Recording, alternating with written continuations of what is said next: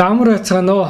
За өнөөдрөөс хуулаад би 30 өдрийн турш Монголын түүхийн болон соёлын хамгийн сонирхолтой содон эргэлзээ, тэнэгэлзээ дагуулсан, мэтгэлзээ дагуулсан сэдвүүдээр бичлэг хийж та бүхэн төлөвлөх болно.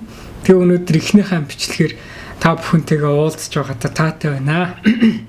За түүхийн олон ном, содар, сонин сэтгүүл, телевизийн кино, баримт кинон дэр Тэмүүжин багада асар дүүтийг нийлж хагаад бэлтрийг харваад хорлцсон тухай ер нь гардаг.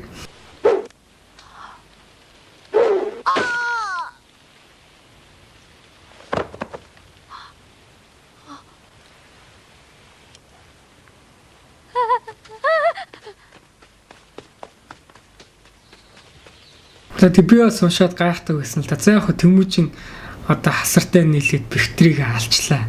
Гэтэл ягаад бэлтрийн ээж нь уурлаад нүүж аваагүй. Тэгэл ямар санда Тэмүүжин аврах гал бүтээ хатантай хоогч юм уу эднэртэй мэрэгдүүдэд баригдал явах. Бэлгүүдээ ягаад ахыг нь ингээд алчаад хахад л Чингис хаан үнэнчээр зүтгээл бүтээ хатныг нь хасартай хамт гүйж явж авчраал. Тэгэл гайхдаг байсан. Тэгэл бэлгүүдэгийн мөрийг нь бүрий бүх ингээд цавчдсан чинь Чингис хаан уурлал яасан юу болсон гэл ирсэн чинь бэлгүүдээ ах минь зүгээр би өстой зүгээр миний мөр ингээд утахгүй зүгээр болчихно. Та ингэж надаас олж ингэж хэрэг төв удаад явах вэ? Та ингээд тайвшраа гэж ингэж хүртэл хэлсэн байдаг. Бэлгүүтэй. Чиний буглагын яачихаа? Яагачгүй. Яагаад цусурсан байдаг вэ? Бэлгүүтэй чи хэн нэгэнтэй тулдаа юу? Үгүй. За тохоо үеийн хүмүүс бол зэрлэг байсан байж болно. Ан агнадаг, дайн тулаан хийдэг байсан байж болно. Гэхдээ хүний мөн чанар, мэс чанар бол хизээж өөрчлөгдөхгүй.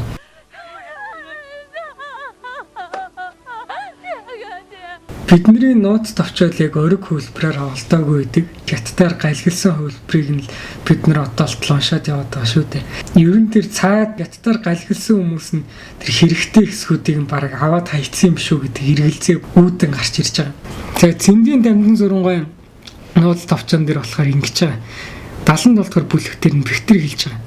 Голомтыг минь бүү бүрлэгт хүн, бэлгүүдийг бүү төвчд хүн химээгээ завлан сууж хүлцэв. Тэмүүжин хасар хоёр өмнөөс умраас өтрмөлж одвоо гэж. Харин бүрэн ихтэй хөлбөр дээр нэгж байгаа. Завлан сууж хүлцэв гингот бэлтэр сум төвчхүйд хэрхэн харавчих вэ?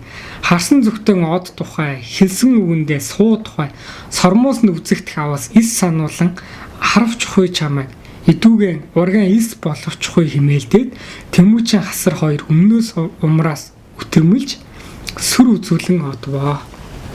За ингээд 70 долдгор бүлгэнийг бүрэн ихээр хятадуудын нөгөө илүү хэсгийг ингээд тавьчаагүй засаагүй хэсэг дэр ингэж харагдаж байгаа.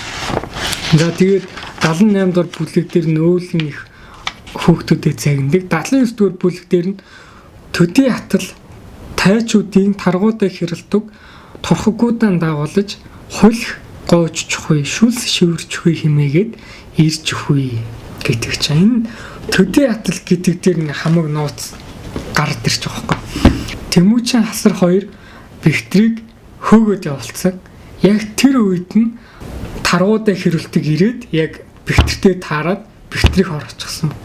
Тэгээд одоо Тэмүүжин биднэрт өгөө гэж хэлсэн байдаг. Өнөөдөр ингэ түүхийн багахан хэсэг боловч түүхийн маш их хэрэгэлзээ, тэнэгэлзээ дагуулсан монголчуудын тухай маш буруугаар ойлголт төрүүлсэн тэр багахан хэсгийн залруулгыг нь хүргэх гэж хичээлээ. Маргааш илүү сонирхолтой бичлэгийг та бүхэндээ хүргэх болно гэж би амсаж байна.